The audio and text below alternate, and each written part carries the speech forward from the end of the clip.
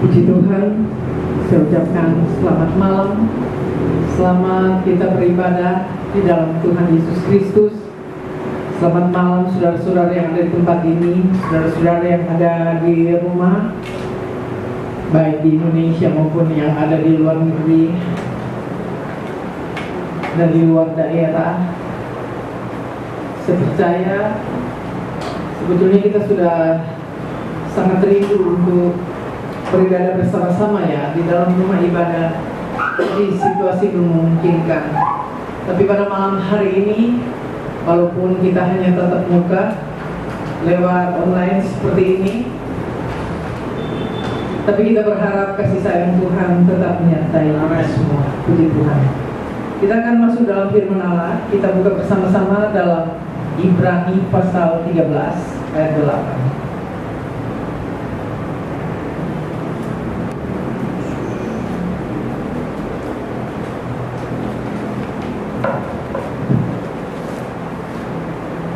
Saya akan bacakan Ibrani 13 ayat 8. Yesus Kristus tetap sama, baik kemarin maupun hari ini dan sampai selama-lamanya. Puji Tuhan.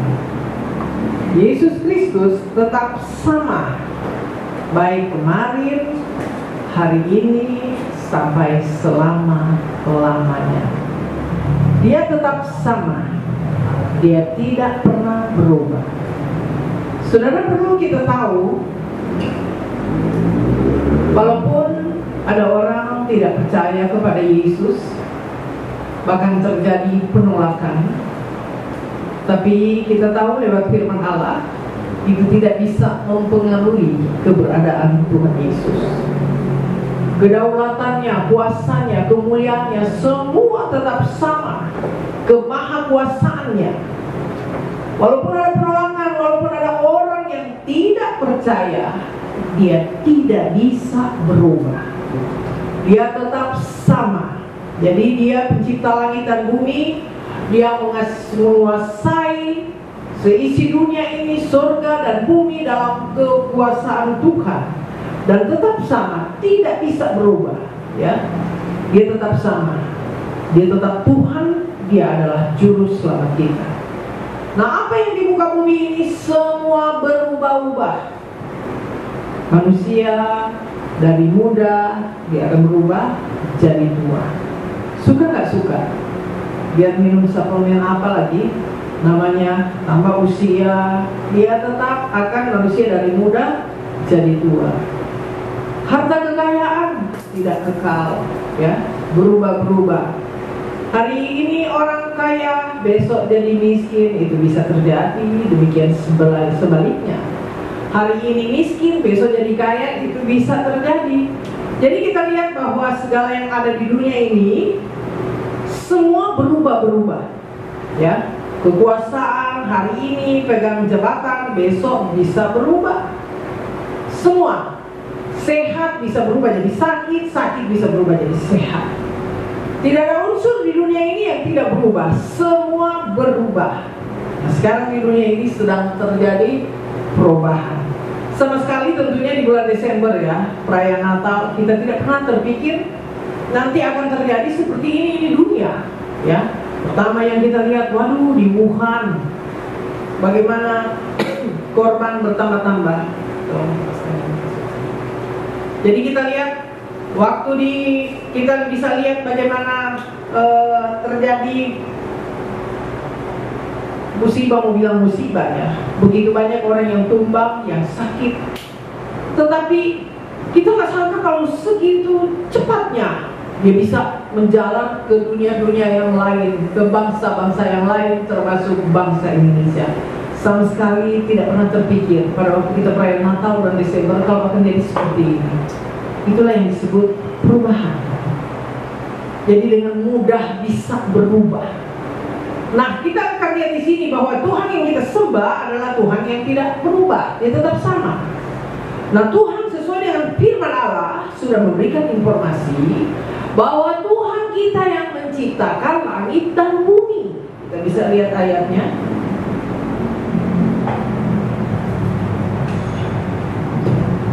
Dalam Mazmur 115 ayat 16, Mazmur 102 ayat 26 sampai 28 dikatakan, langit itu kepunyaan Tuhan.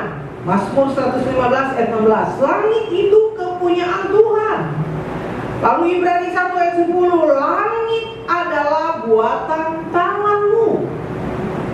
Tuhan yang berkuasa, Dia yang membuat itu langit, sehingga dikatakan langit itu adalah kepunyaan Tuhan. Tuhan yang berkuasa yang tidak pernah berubah, suka-suka Tuhan mau diapain ini langit. Demikian juga dengan bumi. Orang mau akui atau tidak bahwa langit ini adalah buatan tangan Tuhan, dan yang punya langit adalah Tuhan. Demikian juga dengan bumi. Kita lihat di dalam ayatnya, Kisah Rasul 4 ayat 24. Engkaulah yang menjadikan langit dan bumi. Mazmur 146 ayat 6, Dia yang menjadikan langit dan bumi, laut dan segala yang ada di dalamnya. Langit bumi adalah buatan tangan Tuhan, dan jelas langit dan bumi adalah milik Tuhan, Tuhan yang punya. Jadi saudara, keterlaluan kita manusia kalau tidak menghormati Tuhan. Ya, kita ini numpang di bumi ini, Tuhan yang punya di bumi. Semua fasilitas apa yang kita sedang nikmati, kita tinggal di rumah, dimanapun kita berada, apa fasilitas yang Tuhan berikan, itu semua Tuhan yang punya. Langit dan bumi segala isinya Tuhan yang punya. Jadi kita manusia ini cuma pinjam. Bukti bahwa semua yang ada yang kita miliki itu cuma pinjam. Ketika kita mati, nggak ada satu pun kita tahu. Kita pernah lihat ada orang kaya ya di medsos, bagaimana sampai mereka kasih pakai itu emas, kalung emas begitu besar, begitu panjang. Tapi mau diapain? Ya, kekayaan itu semua cuma pinjam. Semua Tuhan punya. Satu bukti kalau orang mati tidak ada satu pun yang dibawa. Dia pakai baju, dia pakai sepatu, ya itu karena dikasih pakai orang. Dan dia juga tidak bisa memilih, saya mau pakai baju yang mana, saya mau pakai sepatu yang mana.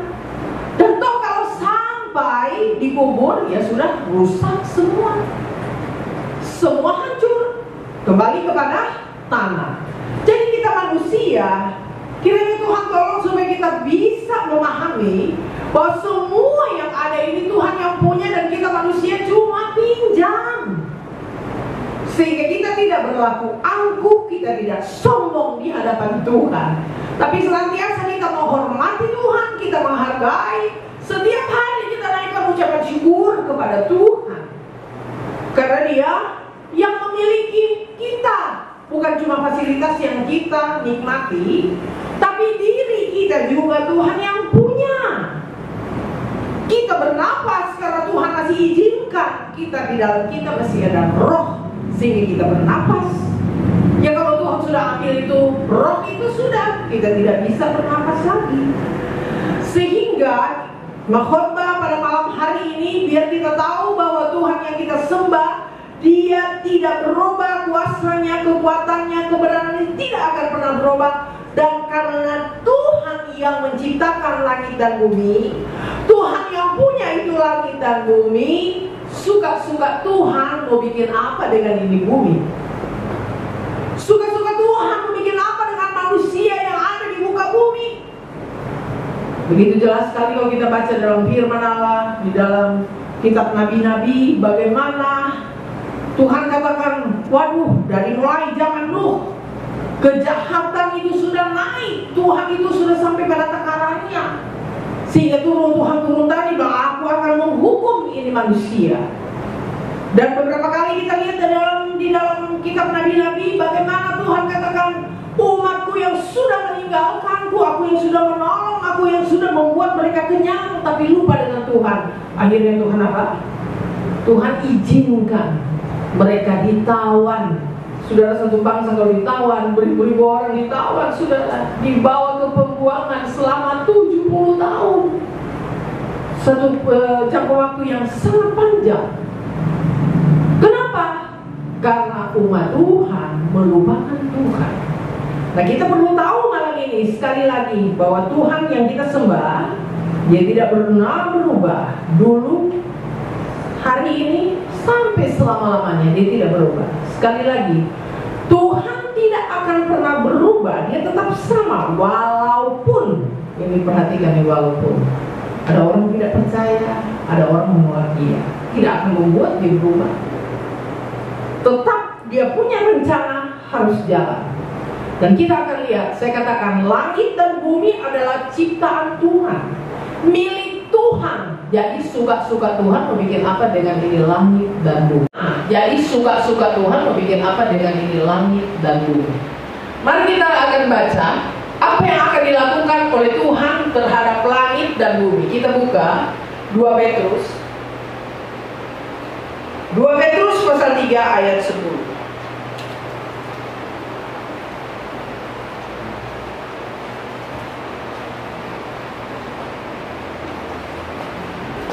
Tetapi hari Tuhan akan tiba seperti pencuri.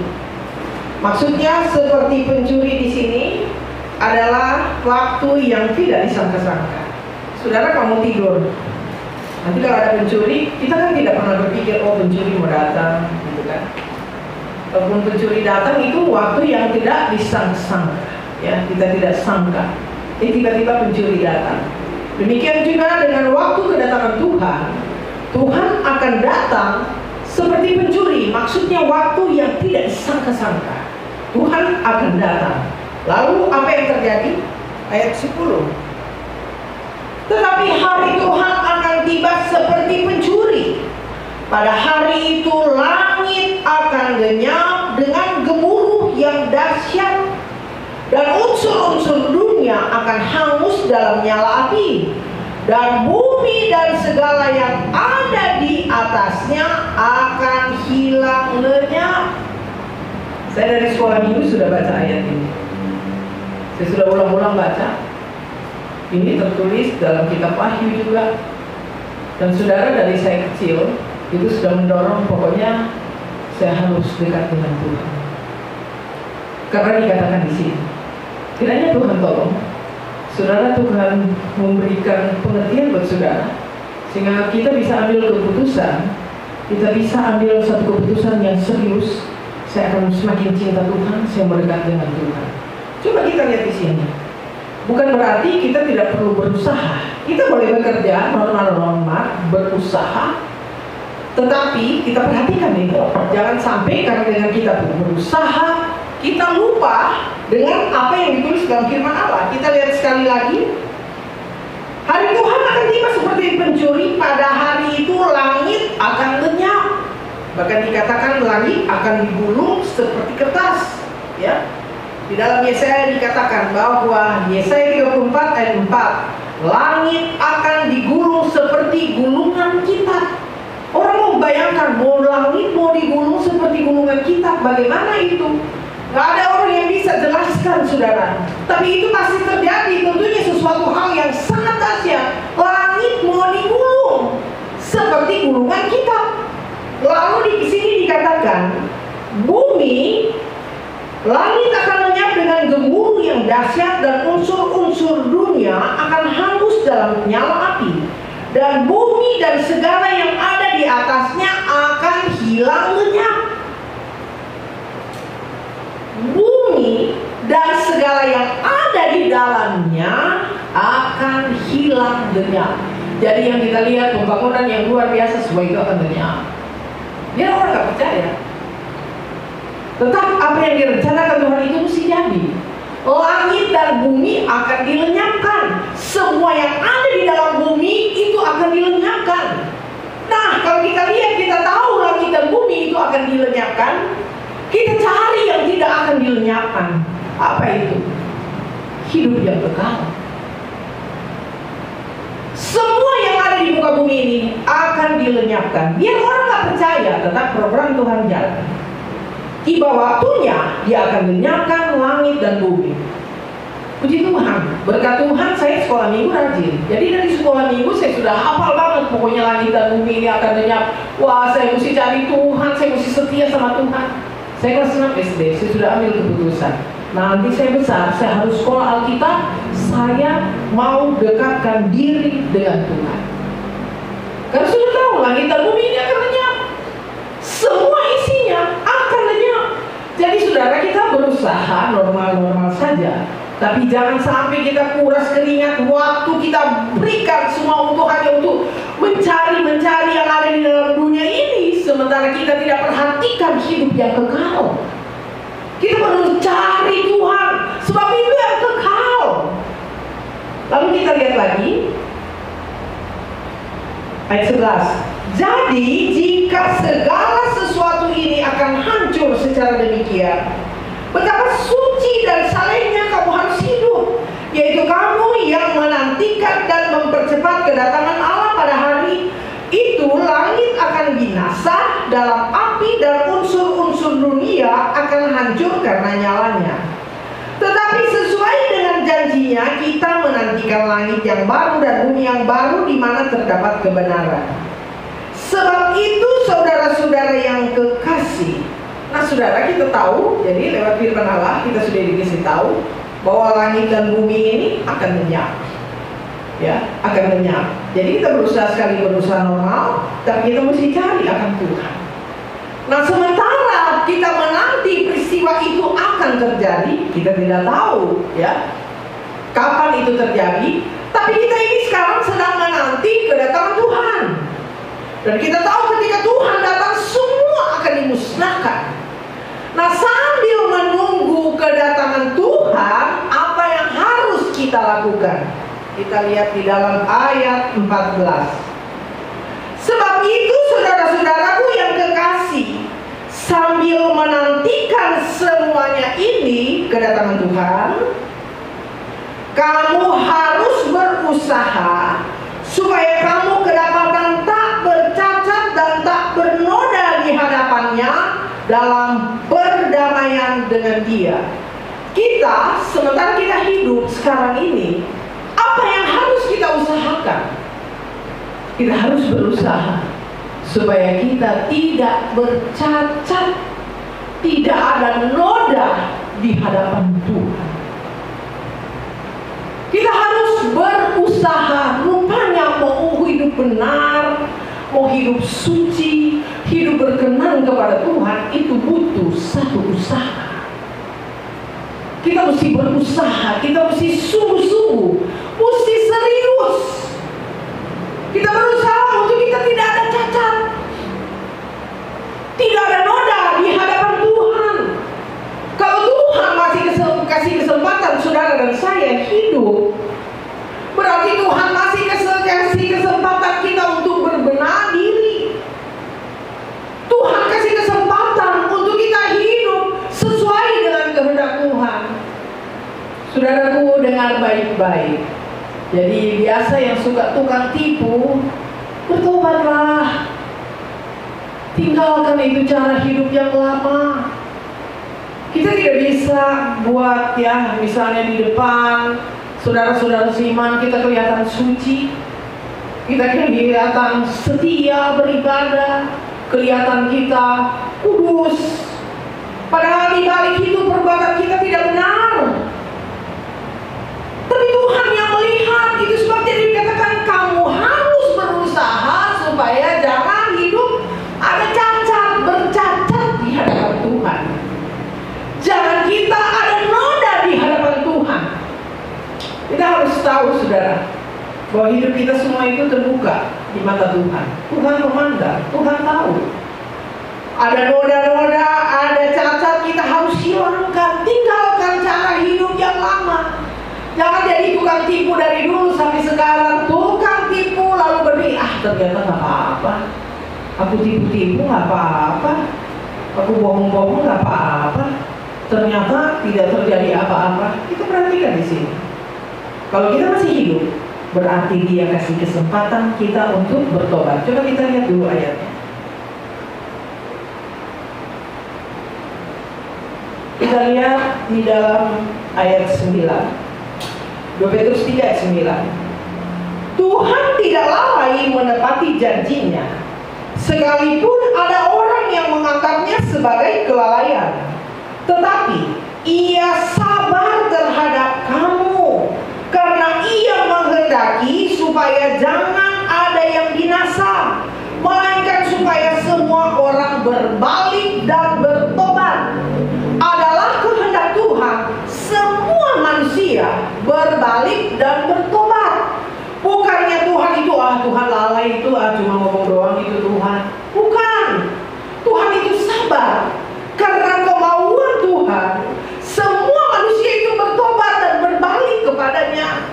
Jadi dengar baik-baik, kalau sampai saat ini Tuhan masih izinkan kita hidup, berarti Dia kasih kesempatan kita untuk berbenah diri. Apalagi kita dengar firman Tuhan. Ini berarti suara Tuhan sedang bersuara kepada kita. Mari kita sama-sama bergandengan tangan. Kita dukung satu dengan yang lain di dalam doa. Kita tetap kita bergandengan tangan satu dengan yang lain, bergandengan tangan untuk maju di dalam Tuhan. Kita sama-sama berusaha untuk hidup tidak ada cacat di hadapan Tuhan, tidak ada noda di hadapan Tuhan. Di depan manusia kita bisa berkamuflase, tapi di hadapan Tuhan kita tidak bisa main-main di hadapan Tuhan. Semua terbuka. Saya begitu percaya, hanya oleh kemurahan Tuhan kita hidup, hanya oleh karena kebaikan Tuhan kita hidup. Selanjutnya kita akan lihat, saudara-saudara, kita akan lihat di dalam ayat yang ke-17. Tetapi kamu, saudara-saudaraku yang terkasih, kamu telah mengetahui hal ini sebelumnya. Apa yang kita tahu? Kita sudah tahu bahwa dunia ini, Tuhan kita yang kita sembah adalah Tuhan yang tetap sama, dulu, sekarang, besok, dan selama-lamanya. Itu kita sudah tahu. Kita sudah tahu bahwa Tuhan yang menciptakan langit dan bumi, Tuhan yang mempunyai langit dan bumi, dan suka-suka Tuhan mau apain, Dia punya kok. Saudara kalau memiliki sesuatu benda, ya saudara punya hak mau diapain benda ini. Demikian juga dengan Tuhan, langit dan bumi Tuhan punya, ya. Dan Dia sudah planningkan, Dia sudah merencanakan bahwa Dia akan membinasakan, melenyapkan segala langit dan bumi dan segala isinya. Ini kita sudah tahu. Sekali lagi poin-poin yang kita sudah tahu. Yesus Kristus tetap sama, dulu, sekarang, sampai selama-lamanya. Ini kita sudah tahu. Yang kedua, Dia pencipta langit dan bumi. Yang ketiga, Dia mempunyai langit dan bumi.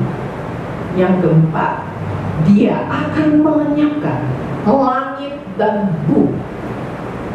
Kita sudah tahu. Ini mesti terjadi. Karena kita sudah tahu akan hal ini, maka anjuran, waspadalah. Mari kita lihat ayat 17.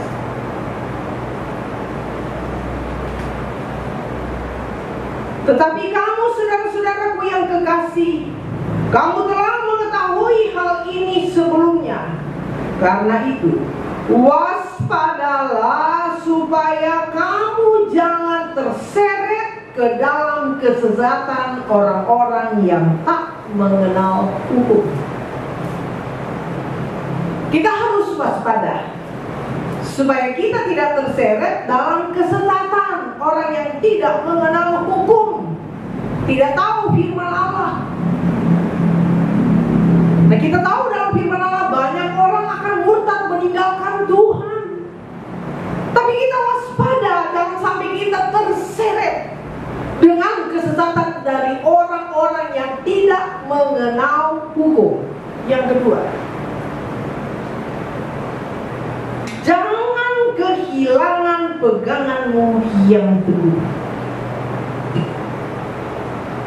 Pegangan kita adalah firman Allah dan roh Tuhan. Jangan sampai kita kehilangan pegangan yang teguh. Jangan sampai kehilangan kehilangan. Sebab apa? Dalam informasi dalam Injil Matius, ada yang terdahulu akan terkemudian akan terdahulu. Menjelang kedatangan Tuhan, ada dua hal yang akan terjadi dalam waktu yang sama. Dari sisi yang lain, banyak orang Kedar akan datang kepada Tuhan. Mereka akan berkata, mari kita ke Sion, karena di Sion ada pengajaran. Apa itu Sion? Itu bicara tentang rumah Tuhan. Sementara dalam waktu yang sama, banyak orang-orang percaya yang akan tinggalkan iman. Ini dalam waktu yang sama. Maka kenapa yang terjadi? Yang terdahulu jadi terkemudian jadi terdahulu. Saudara, kita perlu teguh hati kita. Jangan kita kehilangan pegangan. Apalagi situasi seperti ini, justru kita semakin mendekatkan diri dengan Tuhan, supaya kita tetap teguh iman kita. Kita tetap berpegang teguh kepada iman kepada Yesus Kristus. Jangan sampai waspada, jangan kamu disesatkan. Kedua, jangan kamu kehilangan pegangan yang teguh. Banyak orang bisa meninggalkan Tuhan. Dalam waktu yang sama, banyak orang, anak-anak Tuhan akan tinggalkan Tuhan. Apalagi bilang, susah-susah begini, ngapain ikut Tuhan kayak begini. Lalu orang abaikan, mereka kehilangan pegangan. Mereka jadi tawar hati. Sudah tahu tawar hati bahaya. Orang yang tawar hati, sudah lihat waktu Gideon mau pergi berperang, 32.000 jumlahnya banyak loh. Tapi Tuhan bilang yang tawar hati tidak boleh ikut. Setelah dites, ternyata banyak yang tidak ikut. Ya, lebih setengah mereka tawar hati pulang semua. Dan itu mesti dites lagi, uji. Bagaimana? Cuma yang minum pakai tangan, lalu minum yang seperti anjing, tidak boleh ikut. Yang minum pakai tangan cuma 300. Dari 32.000 yang terpilih hanya 300 orang. Nah yang selain itu minum seperti anjing. Nah ini saya mau katakan, mental rusak manusia tapi berkelakuan binatang. Manusia berkelakuan binatang. Sudah tahu kan dia manusia, kok dia minum kayak anjing? Itu tidak terpilih loh, saudara. Yang minum hirup pakai tangan, ya, beraturan. Jadi jangan anggap ini manusia tapi kelakuan binatang. Enggak dipakai Tuhan itu, enggak laku di hadapan Tuhan. Tapi kita biarlah kita tetap berpegang teguh kepada firman Allah. Nah sekarang bagaimana orang mau berpegang teguh pada firman Allah kalau firman Allah aja dia tidak tahu? Jadi kita perlu memahami akan firman Allah, dan ini harus waspada. Jangan sampai kamu tersesat. Berikut, kita harus waspada. Jangan sampai kita kehilangan pegangan yang teguh. Di dalam ayat 18, tetapi bertumbuhlah dalam kasih karunia dan dalam pengenalan akan Tuhan dan Juru Selamat kita, Yesus Kristus. Kita justru harus bertumbuh dalam kasih karunia dan pengenalan akan Tuhan Yesus Kristus. Saudara, mungkin hari-hari ini kau berdoa untuk Tuhan lindungi kami dari ini virus corona. Tapi saudara perlu berdoa, Tuhan, bawa saya untuk semakin mengenal pribadi. Saya begitu percaya, saudara, ini penting. Kita perlu berdoa untuk kita bisa mengenal pribadi Tuhan. Kalau kita mengenal pribadi Tuhan, kita tidak mungkin akan mundur dan tinggalkan Dia. Kalau kita sudah mengenal Dia, kita tahu Dia Tuhan yang tidak berubah. Dia Tuhan yang penuh dengan kasih sayang. Kan terlalu bodoh kalau kita tinggalkan Tuhan. Apalagi di hari-hari di situasi seperti ini. Saudara, Tuhan mampu beri damai sejahtera dalam situasi seperti ini. Tuhan mampu berikan sukacita dalam situasi seperti ini. Walaupun kita terbatas untuk keluar rumah, ya. Tapi Tuhan mampu memberikan damai sejahtera. Tuhan mampu memberikan sukacita. Bagaimana caranya? Mari kita tetap di dalam Dia. Ingat baik-baik, jangan hanya berdoa Tuhan lindungi kami dari virus corona, tapi yang perlu kita doakan, Tuhan tolong kami supaya kami tetap berpegang teguh kepada iman di dalam Yesus Kristus. Kita perlu berdoa, Tuhan, bawa saya untuk mengenal Engkau lebih dalam.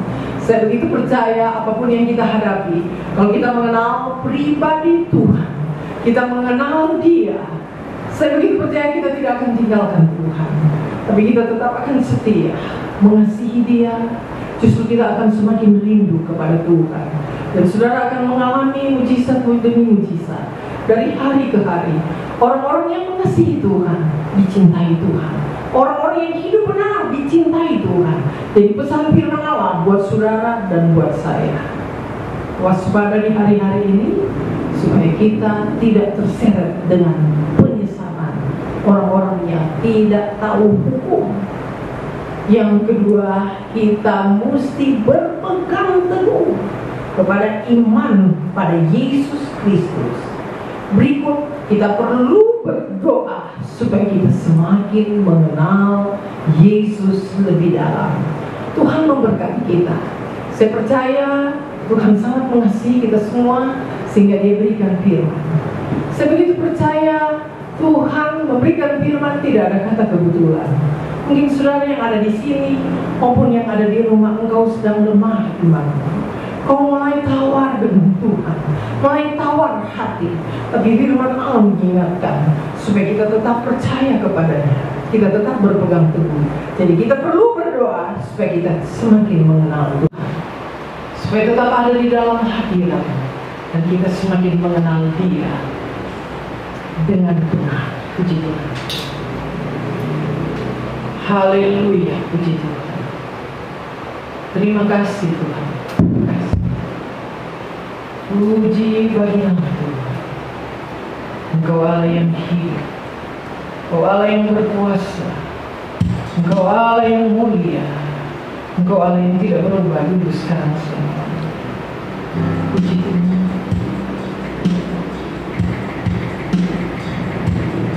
Puji Tuhan. Glory bagi nama Tuhan.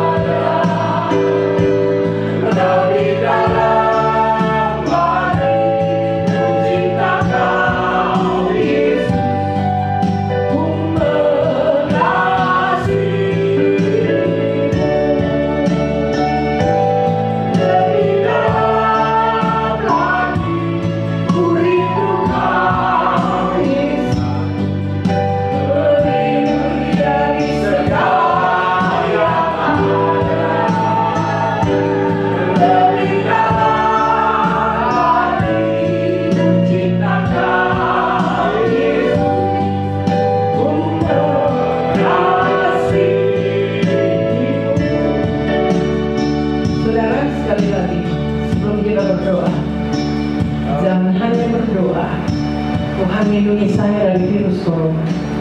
Tapi mari kita berdoa bahwa kami itu semakin mengenal pribadi, bahwa kami itu semakin mencintai Tuhan. Karena hanya Tuhan Yesus, hanya di dalam Yesus kita memiliki hidup yang kekal. Semua akan berlalu, tapi di dalam Yesus ada keselamatan yang kekal. Kiranya Tuhan tolong malam ini saudara bisa ambil keputusan. Saya mengambil keputusan yang kekal, yaitu yang ada di dalam Tuhan Yesus. Kita akan nyanyi sekali lagi, nanti Bapak Gembala akan tutup dalam doa.